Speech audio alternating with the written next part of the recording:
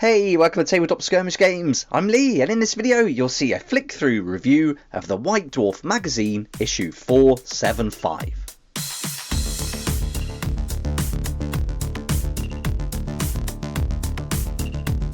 Here we go, here's April's issue of White Dwarf magazine, number 475, and we've got a Karajan Overlord theme on the cover, and so this is the full double page image, and this looks really great, really colourful, nice vibrant purples and blues and reds in there. So yeah, this is probably one of my favourite covers actually for a while. This is really nice, so yeah, I'm loving what they've done here. And if you haven't seen these before, these are the issues you get if you buy directly from Games Workshop and you subscribe to it. It ends up at being £5 a month. You can pay for the full year, or I pay every quarter, so I just pay £15 every 3 months, and that includes delivery, so it's only £5 per magazine rather than £6.99 if you buy it individually. So if you know you're going to get it each month, it's definitely worth doing and save yourself some money. And you get this nice cover art as well, and you can see it's still got the White Dwarf and the logo. I'll just get it to reflect on the light embossed there so you can see that on the top, and then on the side you get the issue number and the name too. So let's get started. We'll flick through the whole magazine and so you can see exactly what's included and then decide whether or not you'd like to add it to your collection. Okay, let's get it opened up and get started. So we get our editor letter, and then we've got the content. So we're going to get Age of Sigmar here, Flashpoint Clash, more Age of Sigmar, Warcry's included again, which is great news. Really good to see Warcry being included so often now.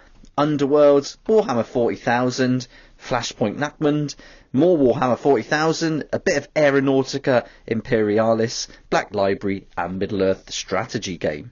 And then you're going to get some pullouts as well for Warhammer Age of Sigmar and Aeronautica Imperialis, so you can cut out some cards for the War Scroll and the data cards there as well.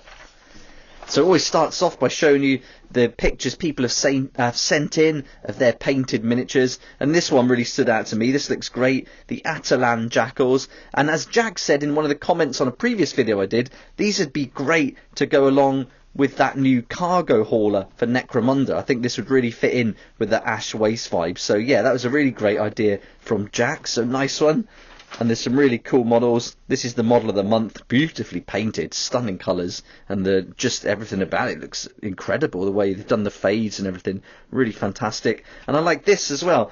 Miari's Purifiers done in a green colour, so that's really nice. You don't see that very often, and I think they've done really well there. So that's pretty cool. And then this I liked. This whole vampire army looks great in this dark colours, really good. Then we're on to Worlds of Warhammer, where we learn about the background of Age of Sigmar and 40k. So you can do a bit of reading there. And then a big section is all dedicated to the Karajan Overlords. So you're going to get some new rules in here and some updates. So there's lots to read through in the Realmscapes. And then we get the Tome Celestial for the Karajan Overlords, where you'll get some information all about them and building on the lore. And then you get the new rules. You got a War Scroll for the Arcanaut Admiral, so that's great. You got open play rules. You got match play with all your core battalions, Path to Glory. So there's loads going on there. And then you've got a campaign to play with them with those new rules as well. So if you're into Age of Sigmar and the Karajan Overlords, then I think this is going to be a really good issue. They're also including, when they do these updates, they put a nice paint guide as well. So that's really useful, giving you some tips and ideas on how you might like to paint your army. Then we've got the Rules of Engagement article, and this is all to do with the creation, design and evolution of the rules for Warhammer Age of Sigmar. So that's a good read if you're interested in all that. And so yeah, lots going on here. And then we're on to Warcry. So we're going to get some new rules for Warcry, and this is going to come in the way of 4 battles that you can play, and it's designed for 2 players to play these 4 games over maybe one evening. So pretty short games, and you should get through them pretty quickly, so you'll be able to play all 4. So I'm going to go into this a bit detail like I always do for Warcry, because it's great to get extra content. So I'll do a quick separate video so we can dive in a bit deeper and find out what these 4 battles are all about. Then we've got Warhammer Underworld, so we've got glory points. This is a really nice article. They've put together a deck here called Maze Breacher's Deck, and this is using the official Rivals deck rules, and if you've got the universal cards from Harrowdeep, Corset and Black Powder's Buccaneers, then you can put this deck together. So I think this is a really good idea, doing this and give you an idea of how this deck would play. So that's a nice feature too. Then we're on to some Warhammer 40,000 Echoes from the Warp, and this is going to talk about rules, tactics and the ongoing development of the game. So really great to read through and find out more about that. Then we've got the cutouts here for the War Scroll, for the Arcanaut Admiral, and also some cutouts for Aeronautica Imperialis, which we'll see later on. So it's always good getting things like this in the magazine, so I'm glad they do that. Then we've got Flashpoint Nachman to have a read through. Some great images in this one. And then this feature's nice as well. We've got some different chapters to have a look at. So great for ideas and how you might want to paint your armies up. Then we've got Flashpoint Nachman. So we've got everything in there that you need for that. More to read. Nice bit of excerpts from the Black Library. Then we're on to Heretic Zealots. You might recognise these miniatures. These are fantastic. I've got these actually. We bought them ages ago to use in our own games, me and my boy. And yeah, they're just great. Really great set if you can get hold of them, the cultists. A little tip on how to paint your vehicles as renegade vehicles. And then some nice examples here as well. Nice conversion from the unmade from Warcry into 40k. So that's really good to see. That looks great. I love that. And then lots of others. Bringing in some Sietchen cultists using the Corvus Cabal there. So some really nice conversions going on. Then we've got a battle report, which I really like. I love these. Great way to learn. But here we've got 4 different armies to look at, so lots going on here and some great pictures. This is what White Dwarf's all about for me, these big cool photos of the different armies. So 4 armies to have a good look at.